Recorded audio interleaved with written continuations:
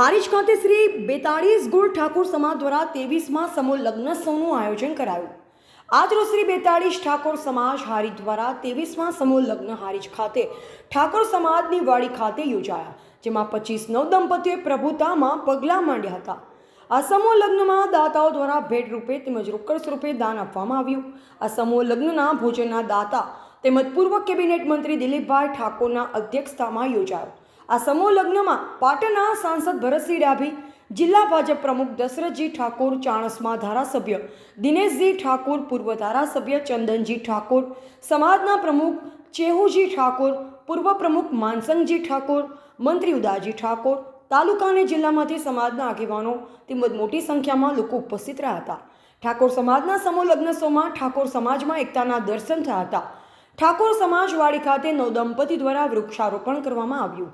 સમગ્ર આયોજન સમૂહ લગ્ન સમિતિ હારી દ્વારા કરવામાં આવ્યું। બ્યુરો રિપોર્ટ અનુપ ઠાકોર, ક્ષત્રિય જ્યોત ન્યૂઝ, દિયોદર।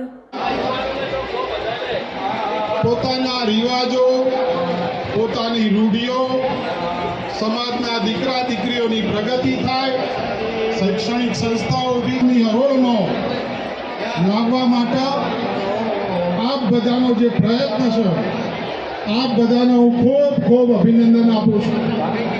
સાથે સાથે મિત્રો, આવતીકાલે અમે 23મો સમૂહ લગ્ન ઉજવી રહ્યા છો અને હું શાહુપુરા તારંગા ડભોડા ખાતે 22મો સમૂહ લગ્ન 77 વરઘડિયા સાથે સમૂહ લગ્ન